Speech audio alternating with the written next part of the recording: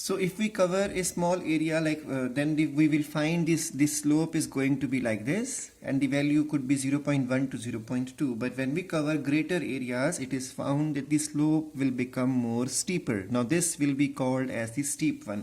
So this red line, instead of remaining here, will turn out to be like this. That means the species richness is going to increase a lot because we are covering greater area.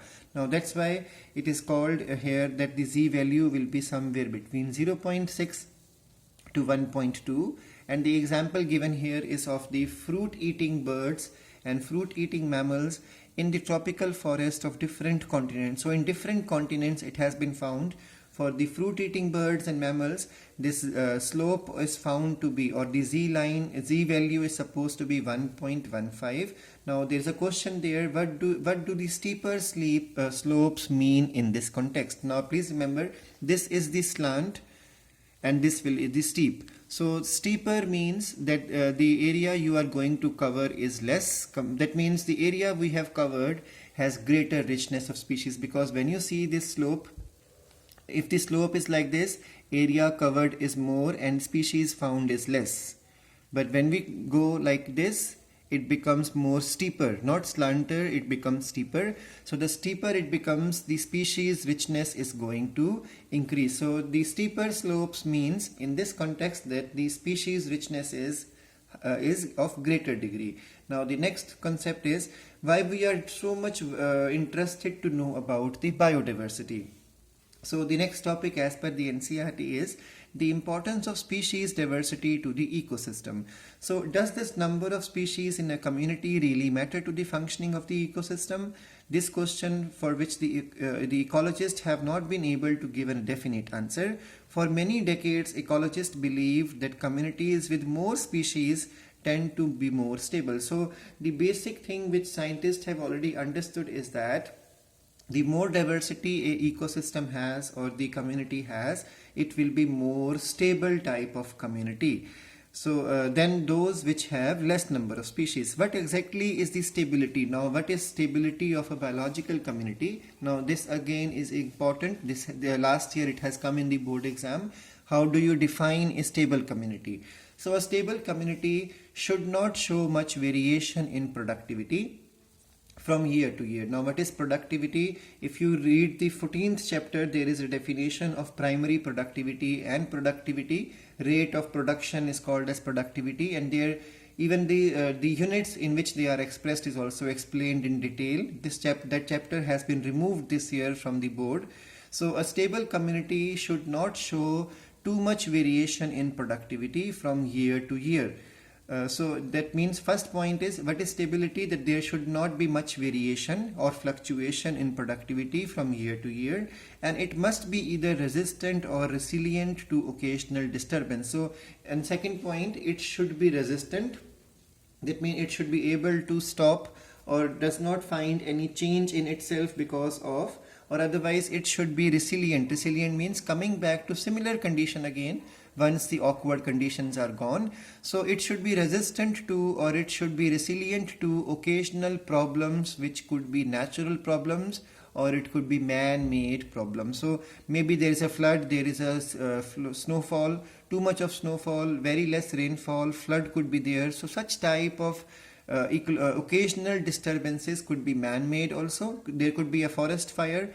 So these natural or man-made problems, if they are there, the community, if the community is stable, should be able to resist such type of problems, or otherwise it may face some problem for some time, but again it is resilient, coming back to same productivity level again.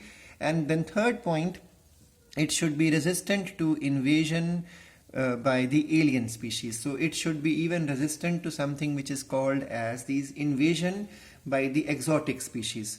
We do not know how these attributes are linked to the species richness in the community.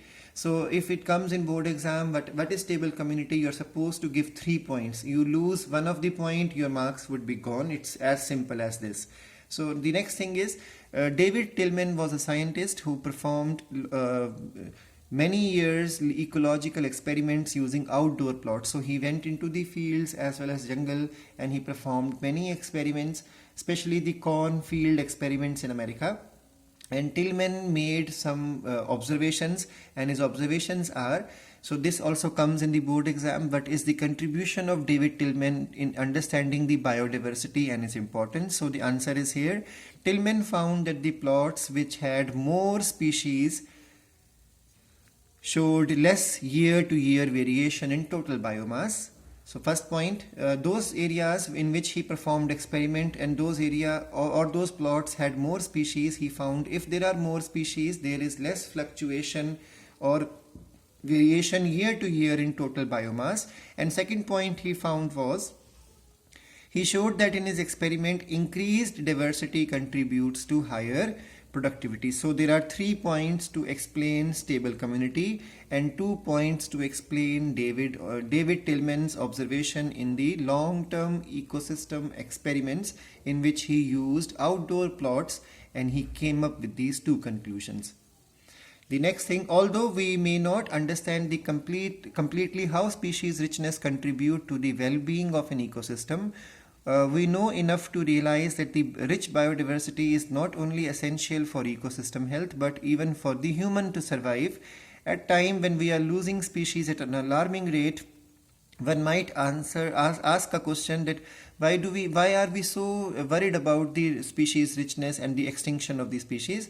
So the answer would be here that there is no direct answer to such type of question, but we can develop a proper perspective through analogy. So there is a scientist, now this also comes in board exam, that Stanford ecologist is there, Paul Ehrlich.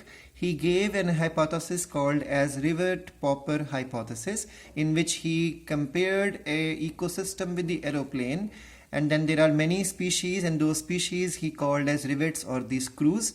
And he said that if people start taking away the screws or the rivets from the aeroplane, a time will come the aeroplane will become no more applicable to be used or no more functional. It may cause disaster, it may cause an accident on flight. So from this point he has explained that each species is important, and there is a definition of the key species also given here.